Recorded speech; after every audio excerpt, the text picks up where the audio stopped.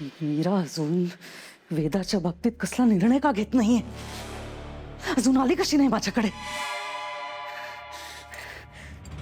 काहींनी पण वेदावर तसाच खोटा जीव लावलाय जसा मी अथर्ववर लावला होता. शेवटी सावध राहायच ना.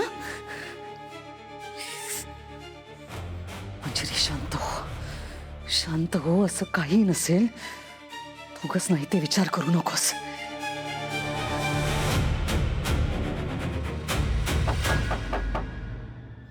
आली वाटतं.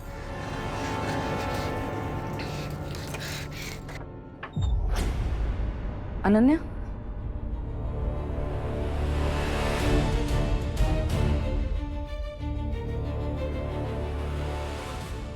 ही बहुतेक खूप विचार करायला लागली, जे आत्ता तरी माझ्यासाठी चांगलं नाहीये. काहीतरी करावं लागेल.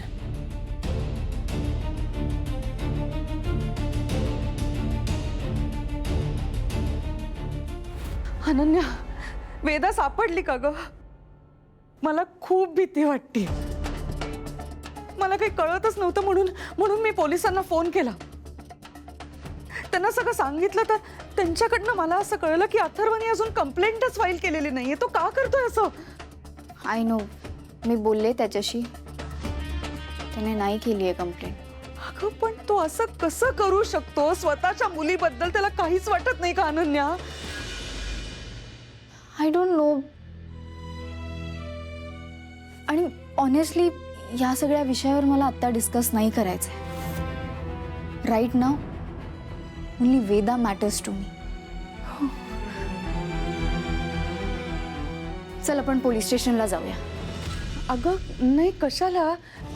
मी म्हणाले ना, मी त्यांना फोन केला होता आणि मी सांगितलं त्यांना मी मंजिरी रामपुरे बोलतेय. सगळे डिटेल्स सुद्धा दिले. तर ते म्हणाले मॅडम नका काळजी करू, आम्ही बघतो नीट.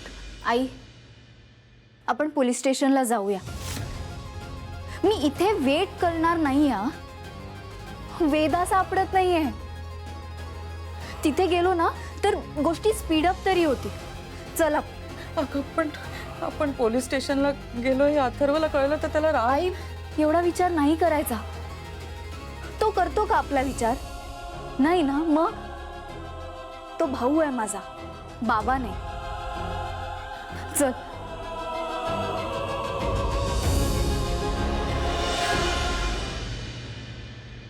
मीरा, आपल्याकडे वेळ खूप कमी आहे. मी सांगते तेच करावं लागेल तुला.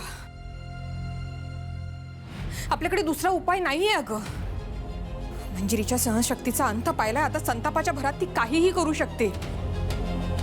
आणि तिच्या जर पुढच्या खेळीची वाट बघत बसलो ना तर खूप उशीर होईल.